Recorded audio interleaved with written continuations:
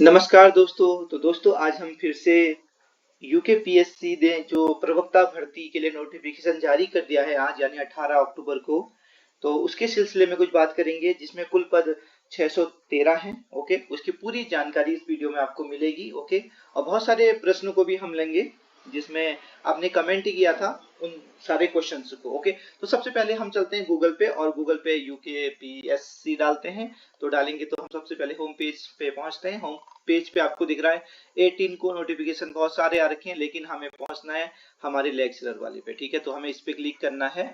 तो हमने इस पे क्लिक करने के बाद देखो तीसरे नंबर पे हमको दिख रहा है हमारा वाला, ये है Uttarakhand special sub coordinate education lecturer group C services general women branch 2024 advertisement और डिसेबिलिटी आइडेंटिफिकेशन कैटेगरी। और ओके, ये तो डिसेबिलिटी वालों के लिए है, लेकिन हमारा जो एडवर्टाइजमेंट है वो ये है। ओके, और यहाँ पर से आप फॉर्म भी भरेंगे। ओके, यहाँ से क्लिक हियर से आप फॉर्म भर सकते हैं और आप घर में ही बैठकर फॉर्म भर सकते हैं, अपने मोबाइल से, अपने लैपटॉप से, अपने कंप्यूटर से। ओके, और उसके लिए आपको मदद चाहिए होगी फॉर्म कैसे भरें। ओके, अपने पैसे कैसे बचाएं कैफे में जाकर। ओके, तो आप कमेंट कर सकते हैं या मेरे टेलीग्राम ग्रुप पे या व्हाट्सएप ग्रुप पे जो इस वीडियो के डिस्क्रिप्शन बॉक्स में दिया होगा वहां से जाके मेरा नंबर लेके मुझसे कांटेक्ट किया जा सकता है। ओके, तो हम पहुंचते हैं एडवर्टाइजमेंट में, तो इसमें क्लिक करते हैं। ओके, तो जैसे इसमें क्लिक करेंगे ये डाउनलोड होने लगेगा। यहाँ पर आपको दिख रहा है कि ये डाउनलोड हो रहा है। ओके, तो हमारा डाउनलोड हो चुका है, हम इसे ओपन कर देंगे दोस्तों। और जैसे ही हमने ओपन किया तो ये आपके सामने खुल गया है। ओके, तो सबसे पहले जैसे ही हमारे सामने ये खुला तो हमने क्या किया, सबसे पहले देखो हमारे जो डेट्स हैं वो कुछ मेंशन की गई हैं आगे से, जो इंपोर्टेंट डेट्स हैं उसमें दिया है कि 18 अक्टूबर से आप फॉर्म भर सकेंगे। ओके, यानी 18 अक्टूबर को जो एडवर्टाइजमेंट पब्लिश होगा। ओके, और उसके बाद आप फॉर्म भर सकेंगे। वो भी फॉर्म कब तक भर सकेंगे आप, 7 नवंबर 2024 तक। ओके, वो भी रात 12 बजे से पहले पहले 7 नवंबर की। और ऑनलाइन पेमेंट आपको करनी है यूपीआई के थ्रू, क्रेडिट डेबिट या नेट बैंकिंग के थ्रू। ओके, और अगर आपको गलत फॉर्म भर दिया है, कभी हो सकता है मिस्टेक से, बाय मिस्टेक, तो उसको उसके लिए आपको करेक्शन डेट भी दी जाएगी। यानी आपका जो एप्लीकेशन फॉर्म है जो आप 7 नवंबर को सबमिट कर चुके हैं, उसके बाद वो फिर से एडिट हो सकेगा। और वो हो सकेगा, डेट मेंशन की गई है 19 नवंबर से लेके 28 नवंबर तक। दोस्तों आगे बढ़ते हैं। तो दोस्तों बहुत सारे बच्चे कह रहे थे कि सर इसमें डिग्री लगेगी। तो अगर दोस्तों डिग्री अगर उसने मांगी है, ओके, जब आप फॉर्म भरेंगे तो आपको पता चलेगा, तो आप क्या करें, आप ऑनलाइन प्रोविजनल डिग्री प्रोवाइड हो जाती है, वो भी हैंड टू हैंड मिल जाती है। ओके, जैसे आप ऑनलाइन केयू की वेबसाइट पे जाएंगे, जहां से भी आपने ग्रेजुएशन या पोस्ट ग्रेजुएशन किया है, ओके, बीएड किया है, किसी की भी डिग्री आपको आपके पास नहीं है, तो आप उसकी वेबसाइट पे जाएंगे और वहां प्रोविजनल डिग्री डाउनलोड कर सकते हैं। ओके, उसके ज्यादा चार्जेस नहीं है, बट जो ओरिजिनल डिग्री होती है उसके लिए काफी टाइम लग जाता है। अगर अभी आपके पास नहीं है, लेकिन आप अप्लाई जरूर कर लेना ओरिजिनल डिग्री के लिए, क्योंकि आपको बाद में तो लानी ही होगी। ओके, जब आपका डॉक्यूमेंट वेरिफिकेशन होगा, यानी आप जब सेलेक्ट हो जाओगे, तो अभी आप क्या करें, प्रोविजनल डिग्री डाउनलोड कर लें वेबसाइट पर जाकर। ओके, वहां पर कुछ चार्जेस होते हैं, 100 रुपए, 200 रुपए, अकॉर्डिंग यूनिवर्सिटी वो अपने अपने चार्ज अलग अलग रखती है, तो आप वहां से जाकर कर सकते हैं। ओके, ये तो एक पहला क्वेश्चन था। अब बात करते हैं, हम आगे बढ़ते हैं। आगे इसमें देखो बहुत मार्कशीट देखो, इसमें डेट वेट मेंशन करनी है। ये तो बहुत आसान चीजें हैं क्योंकि हम कर सकते हैं। ओके, ये नोटिफिकेशन की बात करी जा रही है, net banking, debit card, UPI के थ्रू आप पेमेंट कर सकते हैं। ओके, ये आसान चीजें हैं, इनको हम फॉर्म भरते वक्त ही सॉर्ट आउट कर सकते हैं। ओके, तो इनकी वेबसाइट है, वेबसाइट भी मेंशन की गई है psc.uk.gov.in पर, या समाचार पत्रों पर भी जाकर इन चीजों के बारे में आपको उपलब्ध होगा। ओके, तो आगे बात करते हैं। आर्थिक रूप से ये बहुत इंपॉर्टेंट है, देखो यहाँ पर ये जो मेंशन किया है ना, आर्थिक रूप से अगर आप कमजोर हैं, यानी ईडब्ल्यूएस आपने बना रखा है, तो ईडब्ल्यूएस बनाने पर क्या होगा, आपका जो ये मार्च है वहां तक वैलिड होना चाहिए, क्योंकि वो 1 अप्रैल को क्या हो जाता है, इनवैलिड हो जाता है, 31 मार्च तक ही वैलिड होता है। तो आपका इस पीरियड में वैलिड होना चाहिए। ओके, नहीं है तो जल्दी से उससे रिन्यू कराइए और दोबारा बनाइए, क्योंकि फॉर्म भरने के लिए फिर शुरू हो गए हैं। ठीक है, तो ये काम जल्दी तहसील जाके करिएगा। अगर आपके पास नहीं है ईडब्ल्यूएस या वो एक्सपायर हो गया है, क्योंकि वो 1-1 साल के लिए होता है। ओके, तो हम लोग ध्यान नहीं देते हैं कि वो एक्सपायर हो गया है, तो आप जरूर जल्दी जाइएगा। ठीक है, यस, क्योंकि जल्दी काम करेंगे तो जल्दी आप फॉर्म भर सकेंगे। ओके, तो आगे बात करते हैं इसमें। अब देखो, मैं जैसे कि मैंने आपको बताया कि इसमें महिला शाखा और सामान्य शाखा दोनों के लिए, ठीक है। तो कुछ बच्चे ऐसे भी हो सकते हैं जो ग्रेजुएशन दो दो सब्जेक्ट से किए हों, जैसे कि किसी ने फिजिक्स से भी कर दिया हो, केमिस्ट्री से भी, तो वो दो दो बार फॉर्म भर सकता है। मतलब फॉर्म एक ही बार भरेगा, कीप इन माइंड, फॉर्म एक ही बार भरेगा, बट उसके जो चार्ज होंगे वो दो दो बार लिए जाएंगे उससे, ठीक है। देखो जैसे कि चार्ज दिखाया गया है, यानी 150 रुपए प्रोसेसिंग चार्ज है या एप्लीकेशन फीस है, तो वो डबल ली जाएगी। और अगर आप फीमेल हैं तो आप दोनों साइड से क्या करेंगे, फाइट करेंगे वैकेंसी के लिए, यानी आप जनरल ब्रांच से भी, सामान्य शाखा से भी और महिला शाखा से भी, तो आपके दोनों चार्ज ऐड किए जाएंगे, ठीक है। ओके, आपको 150 300 रुपए पड़ेगा एक सब्जेक्ट के लिए, ठीक है। और आप अगर दो सब्जेक्ट से पढ़ते हैं फिर आपकी 300 फीस हो जाएगी, यानी चार्ज डबल होगा, और फॉर्म एक ही भरेंगे आप। इतना ध्यान रखिएगा कि अगर आप दो सब्जेक्ट से कर भी रहे हैं, या कोई महिला दो शाखा से आवेदन कर भी रही है, सामान्य शाखा और महिला शाखा से, लेकिन वो आवेदन एक ही भरेगी, लेकिन उस वक्त जो प्रोसेसिंग चार्ज होगा, फीस होगी, वो डबल ली जाएगी आपसे। इसका ध्यान रखना है आपको। ओके, तो आगे बढ़ते हैं। इसमें आगे देखो क्या लिखा है, ये 4th नंबर पे, हाँ, इसमें रिक्तियों की संख्या दी है 613 पद हैं, जिसमें सामान्य शाखा के लिए 550 पद हैं और महिला शाखा के लिए 63 पद हैं, 63 पद। और ऐसा भी कहा गया है आयोग के द्वारा कि ये जो पद हैं इनकी संख्या को बढ़ाया भी या घटाया भी जा सकता है, ये उनकी कमेटी डिसाइड करती है। आप इसके लिए कोर्ट में नहीं जा सकते कि आपने पहले 613 पद दिए थे, आपने 650 क्यों कर दिए बाद में। तो इसके लिए आप कोर्ट नहीं जा सकते, क्योंकि उनकी अपनी एडवर्टाइजमेंट में पहले ही दावा कर दिया है कि वो वैकेंसी की संख्या को घटा या बढ़ा सकते हैं। ओके, ये ध्यान रखिएगा। आगे बात करते हैं कि जो 550 पद है सामान्य शाखा के लिए, वो किस तरीके से है, ठीक है।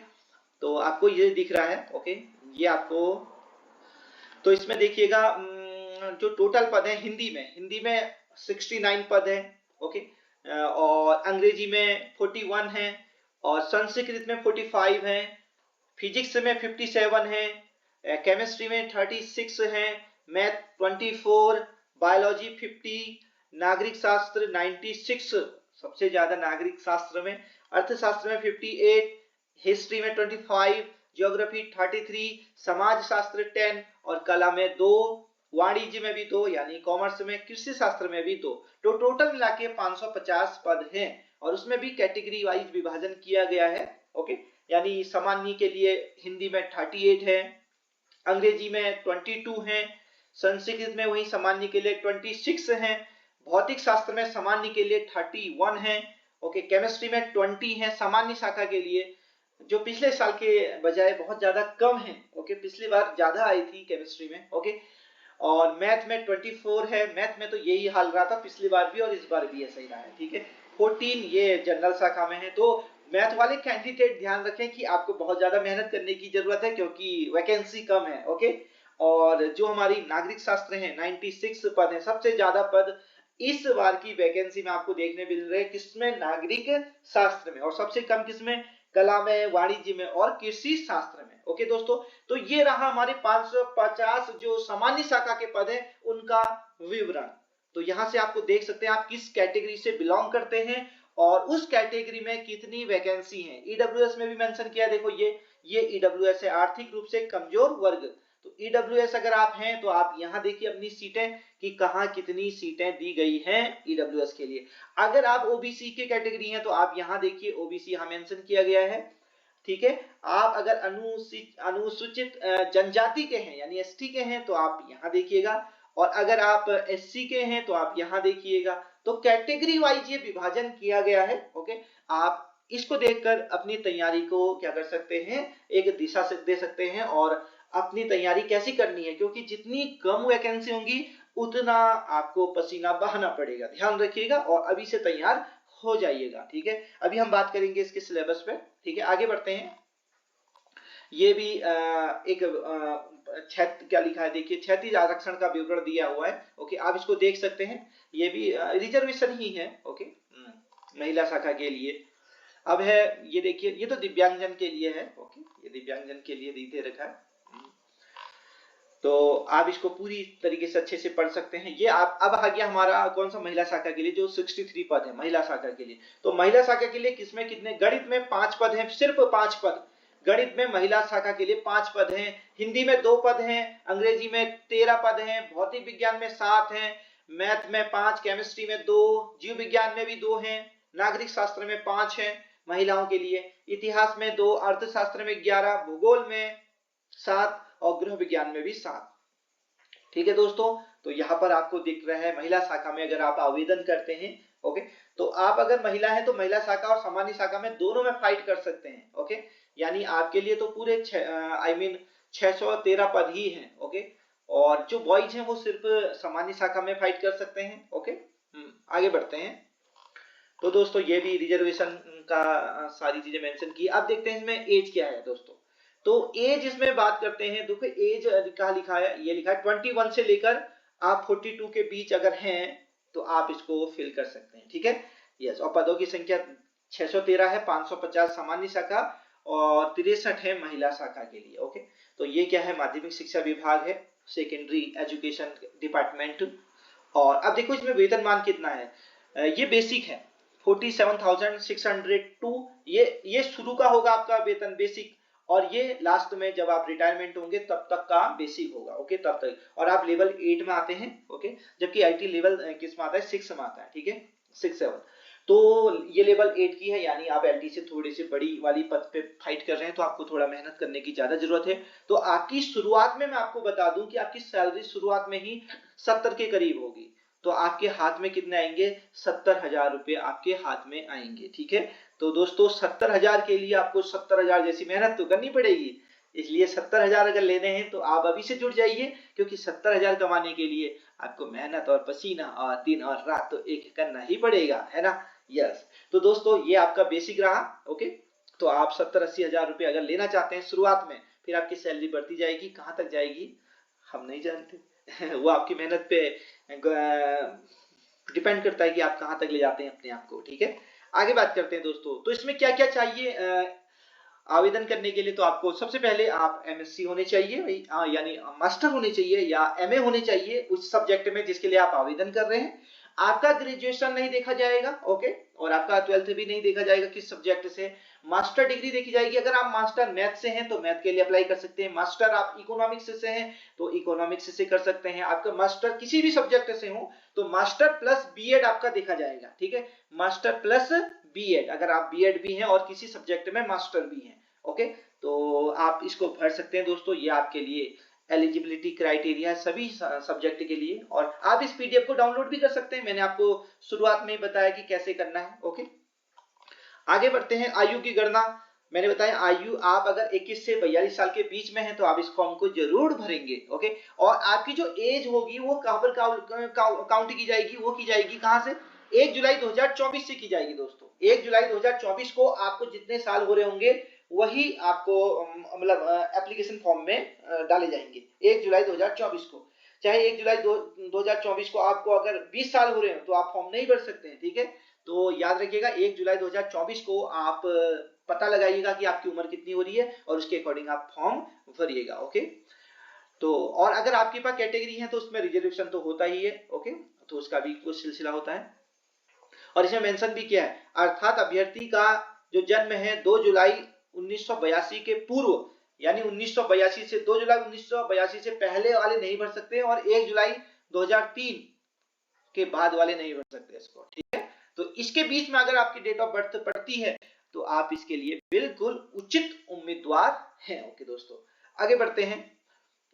आगे इसमें मेंशन किया हुआ है, ये बहुत सारी चीजें हैं, ओके। अगर आपके पास एनसीसी है, बहुत सारे डॉक्यूमेंट्स हैं जो आपको वेटेज दे सकते हैं, रिजर्वेशन दे सकते हैं, तो ये उसकी बातें कर रखी हैं। वो आप जब फॉर्म फिल करेंगे तो भी आपको दिखेंगे, तो आपको वहां से भी शॉर्ट आउट होता रहेगा। आप सीधे फॉर्म फिल करें, ओके, तो वहां से भी आपको पहले सोचे ना, करने फिर सोचते रहिएगा, ठीक है। तो जब आप करेंगे तो आपको सारी चीजें अनुभव होती रहेंगी। तो फॉर्म कैसे भरना है यहाँ मेंशन किया गया है, प्रोसीजर टू अप्लाई, और मैंने भी आपको बता दिया कि कैसे प्रोसीड करना है आपको फॉर्म भरने के लिए, ओके। ये उनकी वेबसाइट है, ऑफिशियल वेबसाइट, मैंने भी आपको बताया कि ऑफिशियल वेबसाइट पे कैसे जाना है, गूगल करना है और यूकेपीएससी लिखना है, आप फर्स्ट होम पेज पे चले जाएंगे। और एक बार याद रखिएगा, मोबाइल नंबर आप जब फीड करिएगा तो ध्यान रखिएगा, मोबाइल नंबर अगर एक बार रजिस्टर्ड हो गया फिर वो चेंज नहीं होता है, ठीक है। तो ऐसा मोबाइल नंबर डालिएगा जिस पे आप रिचार्ज करते रहते हैं, यानी जिसको रनिंग में रखते हैं, ठीक है। ऐसा नहीं जिस पे रिचार्ज नहीं करते वो मोबाइल नंबर डाल दिया आपने, क्योंकि बहुत सारे नंबर मतलब ऐसे नंबर अगर आपने डाल दिए जिस पर रिचार्ज नहीं करते,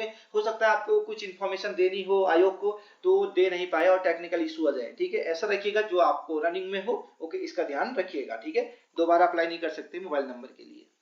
तो दोस्तों ये बात रही। और अभी हमने एक चीज और बात करी कि 10 दिन के लिए आपको क्या दिया जाएगा, करेक्शन डेट दिया जाएगा।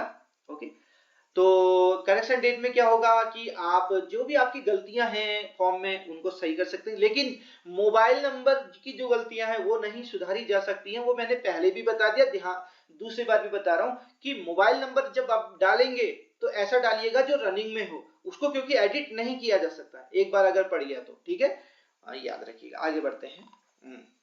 अब इसमें फीस की बातें मैंने बताया आपको, ये सामान्य शाखा के लिए 150 है, और या किसके लिए, ओबीसी के लिए भी 150 है, एससी एसटी के लिए 60 रुपये है, और ईडब्ल्यूएस के लिए भी 150 है। ये उनका प्रोसेसिंग शुल्क है, ये ऐड होके ये बन जाएगा 172 जनरल के लिए, 172.30 हमारे एससी एसटी के लिए, नहीं सॉरी ये ओबीसी के लिए है। एससी एसटी के लिए 82 रुपीज 30 पैसा, और ईडब्ल्यूएस के लिए भी सेम। ईडब्ल्यूएस के लिए, ओबीसी के लिए और जनरल के लिए सेम ही है, ओबी और एससी एसटी के लिए थोड़ा सा चार्ज कम है।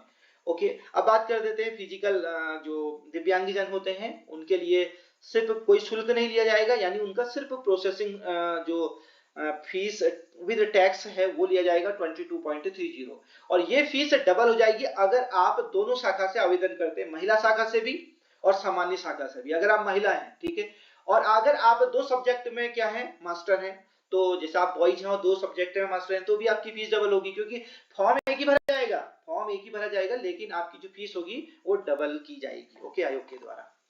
आगे बढ़ते हैं दोस्तों। अब पहुंचते हैं हम अपने सिलेबस पे कि इस बार का पैटर्न क्या रखा है। तो दोस्तों मैं बता दूं आपको, पैटर्न बिल्कुल जो लास्ट ईयर हुआ था ना सेम वैसा ही है। इस बार कोई चेंज नहीं किए गए हैं। बहुत सारे बच्चे कह रहे थे कि चेंज होगा, बट ऐसा कुछ हुआ नहीं। ठीक है, देखने को जो मिला फाइनली कि कुछ भी चेंज नहीं हुआ, जैसा पहले स्क्रीनिंग होता था उसके बाद मेन होता है, बस वही रहा। और अभी आपको जो फोकस करना है वो किस पे करना है, स्क्रीनिंग पे। ओके दोस्तों, मैं एक स्क्रीनिंग की वीडियो बनाऊंगा। ओके, अगर वीडियो लानी है तो प्लीज कमेंट करिएगा कि सर स्क्रीनिंग की कैसी प्लानिंग करें कि अच्छे मार्क्स आप गेन कर सकें और आपका स्क्रीनिंग क्वालिफाई हो जाए। अभी आप सिर्फ स्क्रीनिंग पे ही क्या करें, फोकस करें। मेन जब आपको स्क्रीनिंग क्लियर हो जाएगा उसके बाद 2-3 महीने का जो भी टाइम मिलेगा उसके लिए मेन के बारे में आप पढ़ना है। ठीक है, अभी स्क्रीनिंग को फोकस करना है। अब बात करते हैं स्क्रीनिंग में कि क्या क्या है। तो स्क्रीनिंग का जो नाम है वो है शिक्षण अभिरुचि और सामान्य अध्ययन पूछा जाएगा आपसे। उसमें 150 नंबर के क्वेश्चन दिए जाएंगे और 1 नंबर का एक क्वेश्चन होगा, तो 150 अंक मैक्सिमम होंगे, और 2 घंटे का आपको टाइम दिया जाएगा। और नेगेटिव मार्किंग बिल्कुल होगी, 1/4 होगी, यानी 0.25 अगर गलत करते हैं तो कटेगा, यानी 4 क्वेश्चन गलत करने पर आपका एक सही फाइनल मतलब गया, हवा में उड़ गया। ठीक है, इसलिए ध्यान रखिएगा, गलत मत कीजिएगा। और 150 में से सब्जेक्ट वाइज मैं बता दूं कि बच्चे पूछ रहे थे कि सर 150 में से कितने लाने पड़ेंगे कि हम क्वालिफाई हो जाए। वो डिपेंड करता है ना आपकी सब्जेक्ट के कट ऑफ पे। सभी सब्जेक्ट की अलग अलग कट ऑफ जाती है स्क्रीनिंग की, ध्यान रखिएगा। वो डिपेंड करता है, कट ऑफ किस पे डिपेंड करती है, वैकेंसी पे। अगर वैकेंसी बहुत ज्यादा होंगी तो कट ऑफ नीचे जाएंगी, और अगर वैकेंसी कम होंगी, जैसे कि आपको दिख रहा है ड्राइंग में, कॉमर्स में या कृषि शास्त्र में 2-2 वैकेंसी है, तो वहां तो 150 में से कहीं 149 ना चला जाए। ठीक है, किसी बच्चे के अगर बहुत ज्यादा है तो वो 2 बच्चे ही सेलेक्ट किए जाएंगे शुरू के। तो आपकी जो कट ऑफ बनेगी, आपको जो तैयारी करनी है वो किसके अकॉर्डिंग करनी है, आपके सिलेबस आई मीन आपके जो सब्जेक्ट है उसमें कितनी वैकेंसी है उसके अकॉर्डिंग करनी है। ठीक है, अगर किसी जैसे कोई नागरिक शास्त्र वाला है, ठीक है, उसमें 96 वैकेंसी है और एक आप हो कला वाले, तो आप और स्क्रीनिंग की तैयारी 2 बिल्कुल साथ मत कीजिएगा। क्यों? क्योंकि उसको कम पढ़ना पड़ेगा। जहां तक मुझे लगता है कि उसको कम पढ़ना पड़ेगा वो भी, लेकिन उसको कम पढ़ना, उसको कम मार्क्स में भी उसका सिलेक्शन हो जाएगा स्क्रीनिंग में, लेकिन आपको उसका डबल ट्रिपल पढ़ना पड़ेगा। ठीक है, ध्यान रखिएगा, क्योंकि आपकी जो कट ऑफ जाने वाली है माशाल्लाह बहुत ही लंबी जाने वाली है। ठीक है, तो आप अपने जो भी आपका सब्जेक्ट है उसके अकॉर्डिंग क्या कीजिएगा, तैयारी कीजिएगा। दूसरे सब्जेक्ट वालों को बिल्कुल मत देखिएगा। ओके, आप अपना ग्रुप बना लीजिएगा अपने सब्जेक्ट का और उस पे बातें कीजिएगा। आगे बढ़ते हैं। तो और एक 150 जो क्वेश्चन होंगे वो एमसीक्यूज होंगे, यानी सभी ऑब्जेक्टिव टाइप क्वेश्चंस होंगे, ठीक है। 2 घंटे का आपको टाइम मिला जाएगा। अब जो दूसरा होगा पेपर वो होगा मैक्सिमम 200 मार्क्स का और एक क्वेश्चन 1 नंबर का, यानी 200 क्वेश्चन आपसे पूछे जाएंगे। और इसके लिए टाइम कितना दिया जा रहा है आपको? 3 घंटे टाइम दिया जा रहा है, ठीक है। और वही नेगेटिव मार्किंग बिल्कुल होगी। नेगेटिव मार्किंग दोनों में है दोस्तों, नेगेटिव मार्किंग दोनों में है, ध्यान रखिएगा। बहुत सारी चीजों में नेगेटिव मार्किंग नहीं होती, बट यहाँ आयोग ने नेगेटिव मार्किंग अप्लाई किया गया है, ठीक है। तो ये अब यहाँ सब्जेक्ट वाइज क्या किया गया है, इसी पीडीएफ में सब्जेक्ट वाइज भी क्या है, सिलेबस है, ओके। और स्क्रीनिंग का सिलेबस भी आपको यहाँ मिलेगा, ठीक है। तो देखिए स्क्रीनिंग का सिलेबस अब आ गया, ठीक है। तो स्क्रीनिंग में जो है ना, सबसे पहले 5 खंड हैं, section A, section B, section C, section D, okay, और सेक्शन ई तक। तो पहला जो सेक्शन है वो शिक्षण अभिरुचि है, यानी टीचिंग एप्टीट्यूड का है, जो 40 नंबर का आएगा। उसमें टोटल 10 चैप्टर से पूछा जाएगा। अगला है सामान्य अध्ययन, ओके, जनरल स्टडीज, उसमें 35 मार्क्स का क्वेश्चन पूछा जाएगा और 10 चैप्टर्स यहाँ भी इंक्लूड किए गए हैं। और करंट भी पूछा जाता है यहाँ, ध्यान रखिएगा, करंट अपडेट बहुत रहना जरूरी है, करंट अफेयर पढ़ते रहिएगा। और स्टैटिक जीके भी पूछा जाता है, ओके। आगे सेक्शन सी में है, यानी सेक्शन जो थर्ड है उत्तराखंड। तो उत्तराखंड आपसे पूछी जाएगी क्योंकि आप उत्तराखंड के, वहां भी 10 चैप्टर है, सभी सेक्शन में 10 चैप्टर रखे गए हैं, इसको ध्यान रखिएगा, ठीक है। आगे देखते हैं सामान्य बुद्धि परीक्षण, यानी ये हो गया हमारा रीजनिंग लगा लेंगे। और रीजनिंग आपको पढ़नी है, लेकिन आपको रीजनिंग उतनी ही पढ़नी है जितना सिलेबस में दिया हो, ठीक है। ये नहीं कि आप रीजनिंग पढ़ी और चीजों की रीजनिंग पढ़ रहे हैं, बिल्कुल नहीं। जितना इसमें मेंशन किया है उतना ही रीजनिंग आपको पढ़नी है, ठीक है, अधिक नहीं पढ़ना है। जब भी हमें सिलेक्शन लेना होता है तो हमें क्या करना है भाई, सिलेबस पे अटैक करना है। जिसने सिलेबस पे फोकस कर दिया उसका सिलेक्शन डन है। आपको ज्यादा नॉलेज है उससे कोई फर्क नहीं पड़ता, सिलेबस की नॉलेज है बस आपका सिलेक्शन डन हो जाएगा, ओके। आगे बढ़ते हैं दोस्तों। ये अब सामान्य हिंदी भी पूछी जाएगी, ओके, वो 20 मार्क्स की होगी। तो सामान्य हिंदी में भी कुछ चैप्टर देखने को मिल रहे हैं जो आसान है। ल्यूसेंट, सामान्य हिंदी ल्यूसेंट की बुक से हो जाता है, या आपको अन्य आपके पास कोई बुक है तो उससे भी ये क्वेश्चन सॉल्व हो जाते हैं, ओके। यूट्यूब की भी मदद ले सकते हैं। तो दोस्तों ये स्क्रीनिंग रहा, ओके। तो स्क्रीनिंग में 5 सेक्शन है, ओके, 5 सेक्शन में आपको मैंने बता दिया। तो दोस्तों अगली वीडियो मेरी स्क्रीनिंग पे कैसे प्लानिंग करें, कैसे मैक्सिमम से मैक्सिमम मार्क्स ला सकते हैं और किस पे ज्यादा फोकस करें, क्योंकि हमारे पास 5 सेक्शन है, तो किस सेक्शन में ज्यादा मार्क्स लाए जा सकते हैं, यानी फुल अपॉन फुल, ओके। तो और किस पे थोड़ा कम फोकस करना है, किसको कैसे पढ़ना है, इस पे अगली वीडियो मेरी जरूर आएगी दोस्तों, ओके। और अगली वीडियो किसी कोई टॉपिक पे और लानी है तो प्लीज कमेंट करिएगा, ओके। यस, कोई भी क्वेरीज है प्लीज कमेंट रखिएगा, मैं नेक्स्ट वीडियो में उस क्वेरीज को अपनी वीडियो में लेकर आऊंगा, ओके। तो दोस्तों इसी शब्दों के साथ आपको शुभकामनाएं देता हूं कि नई वैकेंसी आई है, आप खूब मेहनत कीजिए और अपनी मम्मी पापा का नाम रोशन कीजिए, ओके। उनके लिए मेहनत कीजिए, उनको अच्छा जीवन देने के लिए मेहनत कीजिए, ओके। यस, और मिलते हैं नेक्स्ट वीडियो में, तब तक के लिए स्वस्थ रहिए और स्वस्थ पढ़िए। नमस्कार।